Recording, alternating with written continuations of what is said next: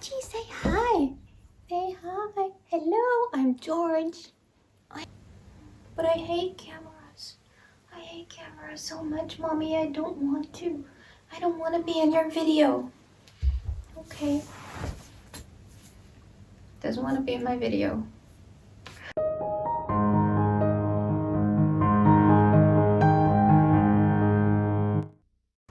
Hi, everyone. So have you been drawing lately? Have you found your inspiration? And have you given yourself a chance, most of all, to draw and paint? Maybe you're a bit overwhelmed. I know the feeling.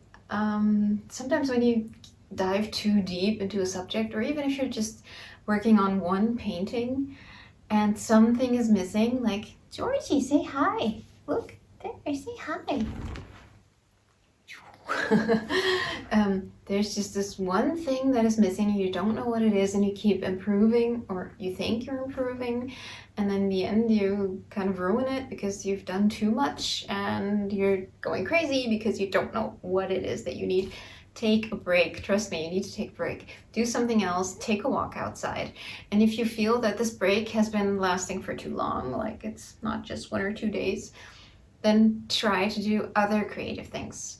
And today I will show you some of the things that I do when I want to be creative, but I'm not in the mood of working on my big baby project that I want to be perfect. Something that just takes the pressure out a little bit, but keeps you thinking, because when you work on other things, you get ideas. I know nobody ever believes that when they say that, do something else and you'll get the best ideas, but it is true. You may not notice it, but you will be thinking about other things, and especially when you're dealing with color and just trying to make something from scratch, you're just in that productive mood and you will find a solution to your problem. So let's just do a couple of things that are different today. We will try to stay away from easels, from paper is gonna be hard. I don't know. Maybe we'll just stay away from classical painting and drawing, like the classic things that we usually do. And we're just gonna get crafty. Why not? It's fun. Now, admittedly, the first one has something to do with painting, but it's painting on rocks. And this can be especially fun when you find a rock that has a specific shape to kindle your imagination. Or spray painting cheap objects that you have laying around as decoration. Simple, easy, and you can use them afterwards. If you're interested in carving, it doesn't always have to be wood. In this case, I carved soap. It's not very good to see here on the camera, but it's easy to do. Definitely easier than wood if that's too risky for you. This is a fabric rose that I made out of strips of fabric. You can do it with ribbon as well, also for decoration. And here's my big box with dolls and things.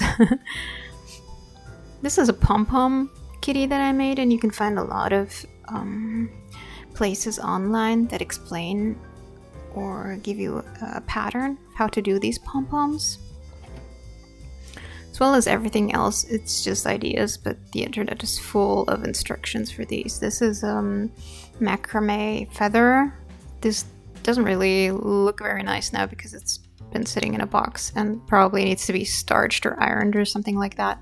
But this is a very, very, very easy macrame project to start with if the others are too complicated for you.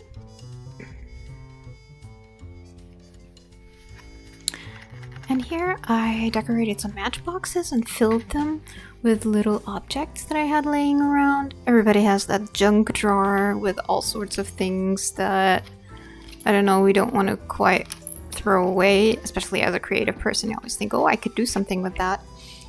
So I took all of these things and stuffed them into matchboxes because they're handy to take with you. You can put them in your bag or your handbag or backpack or whatever, and you can draw on the go, because sometimes it's good practice to draw from life, even if it's just still life.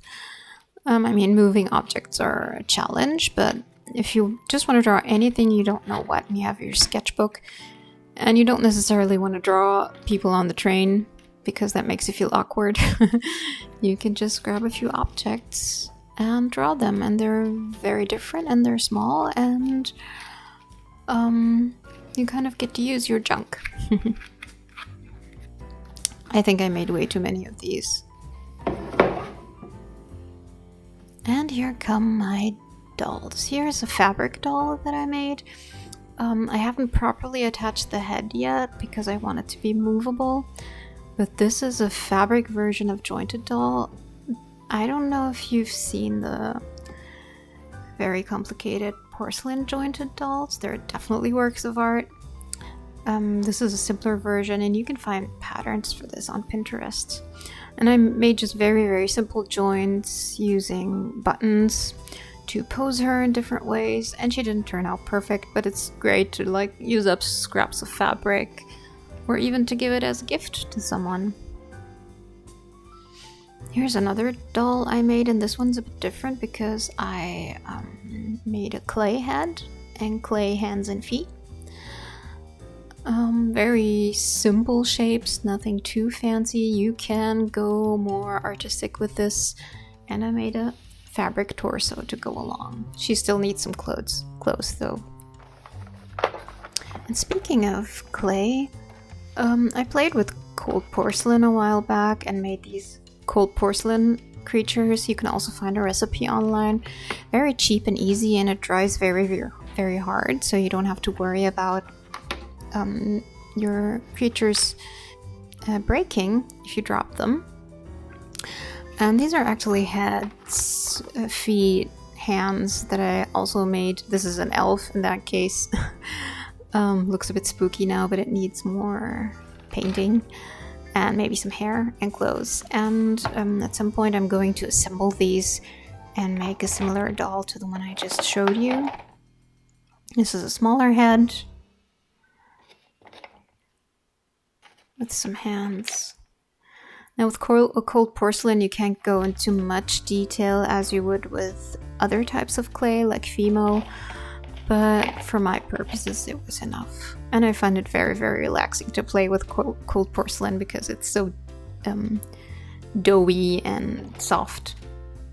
You have to pay attention that it doesn't change its shape though while you store it, before it dries, I mean, because it could flatten out if you just lay it on the table. That was another girl's head. Here's the little mouse that I have to fix. It lost its tail and it also lost an ear, which I have to find and fix. And another mouse, in this case also jointed, that I need to still join. And I made the limbs out of several pieces. So this is a nice way to just make your own characters and design your own characters. And also learn a bit about anatomy. Now this isn't completely anatomically accurate, of course, because it's an anthropomorphic mouse.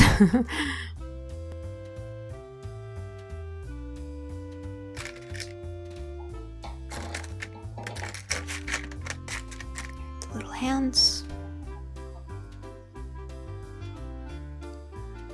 Here's a clay kitty that I made. I had spray painted this gold, but it didn't stick to the clay very well, but you can see it's like a toad from the back and a kitty from the front. You can leave the clay in its original color. Like here, I used white clay. This is also like a mythical, whimsical creature.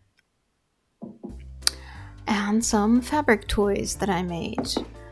I'm not really sure if they qualify as children's toys because I painted these with acrylic, and honestly most of these aren't really done yet. I'm not done with the details, but you get the idea. I used to work with children a lot, and these have a way of sparking their imagination.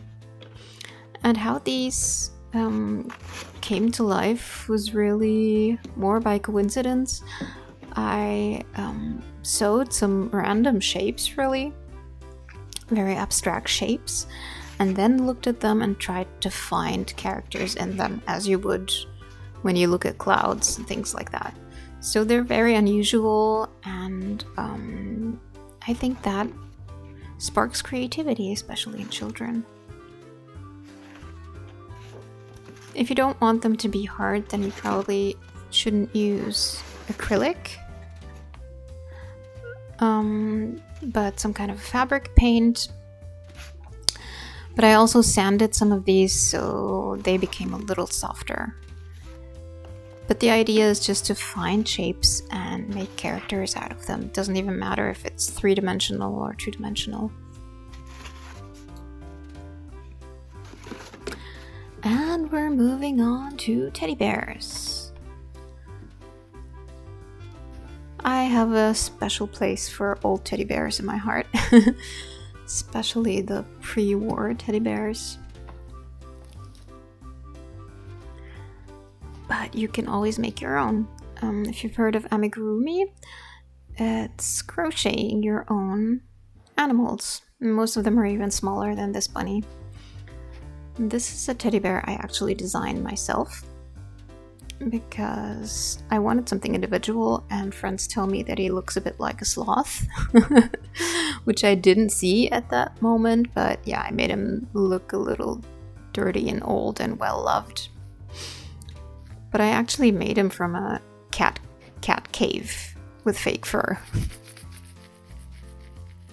And if you don't want to make a teddy bear from scratch, you can just take a used one that you find at a flea market or something and transform him or her into an old-looking vintage teddy bear. I used buttons here to make his legs and arms movable, and his head as well, and I just used some watercolor to make him look dirty and old. And also sew a scrunchie, which is a very simple and easy sewing project.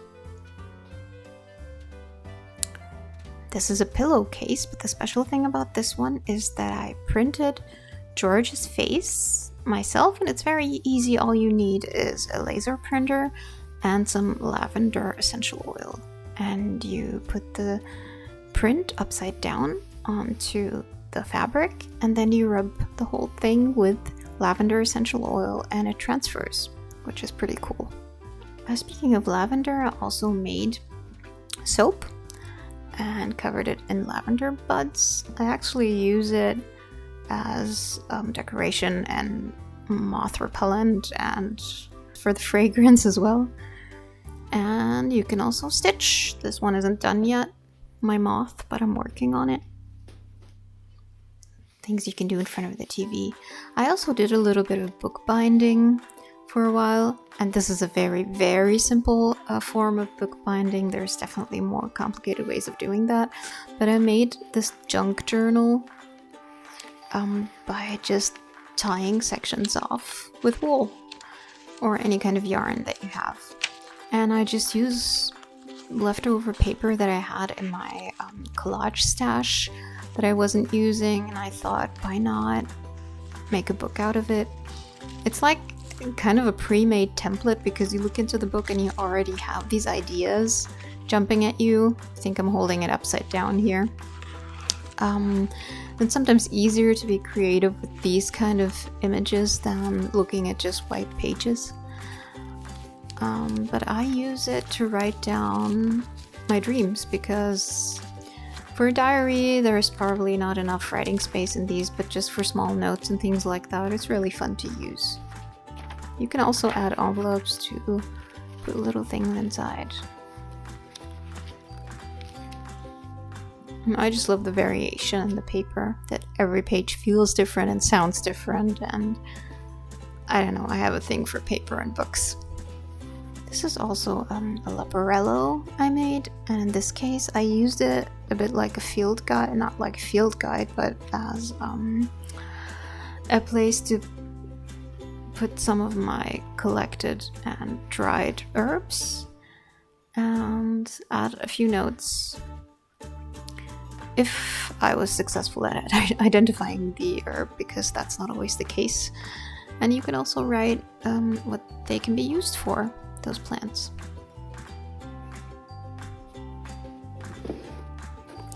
There are different ways of drying flowers. You can use like special salts.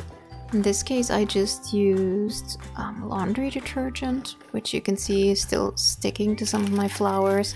But I was actually surprised how well the color is held up. And you keep it in there for a couple of weeks and get them out, and they smell like laundry detergent, but they're dry and preserved, and they're not flat or faded, so that's a fun thing to experiment with. I might actually buy some of that real salt at some point, but for now that's okay. These flowers and plants I just hung upside down and old-fashioned witch fashion.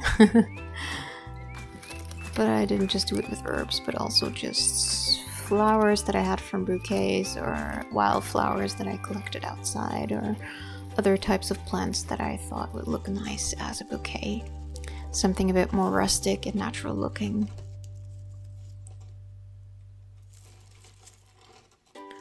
I actually tossed most of it when we moved, but kept some. I might think of a project, a wreath or something. Unfortunately, I cannot put these little bouquets to use.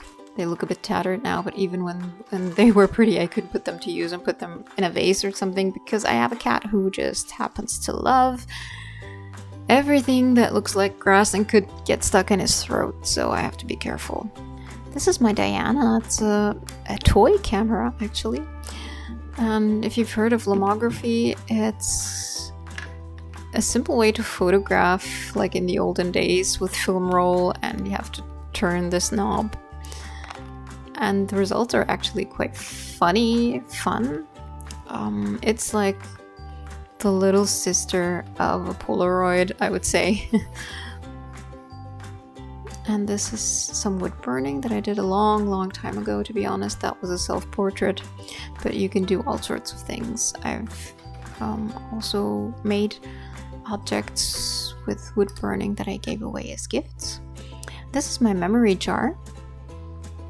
You can also make a jar for your future home, what you want to have in it, your dreams, your hopes, put little snippets or memories in it. And these are some cosmetics that I made. I like mixing my own lipstick colors, and this is body butter. I just got it out of the fridge, that's why it's a bit hard. Usually it's super soft and it melts so nicely when you put it on your body or your hands. And you know what's in it? Full of good stuff and oils and butters. You can always get a good book and read, and there are different types of books that you could read. This is actually a book you have to work with. How to Be an Artist. The title is in German here, but Nick Bantuck wrote it in English originally, I believe. With little projects to just make you think outside of the box. And Nick Bantuck creates super nice collages and artworks. I haven't worked through the entire thing, but I will at some point. Other books you could look at are picture books for inspiration. You can always draw Disney characters. This was one of my favorite movies when I was a kid. Brings back so many memories.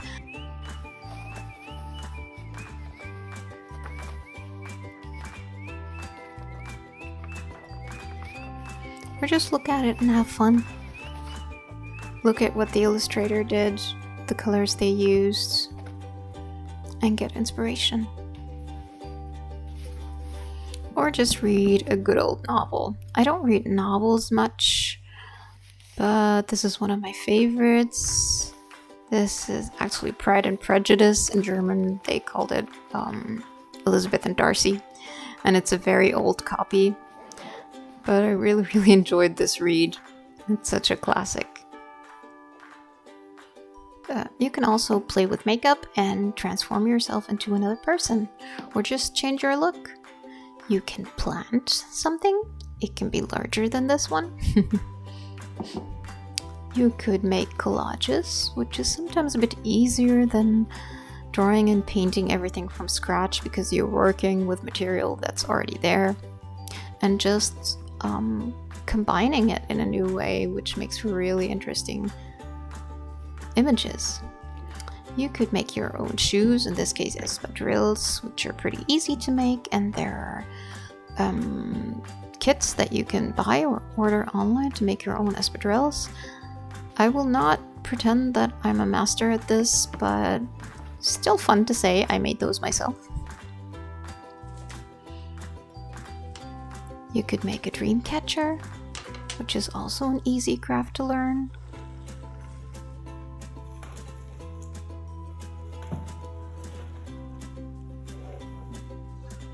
Or a rug from scraps of fabric that you have, or even some sisal that you have, or other old ropes, yarn, anything.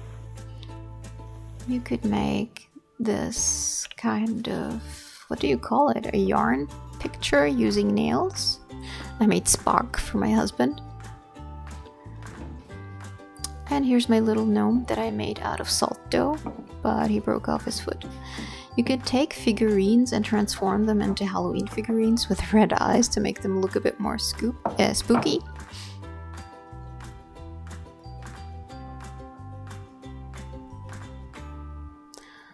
Or you could make your little shadow box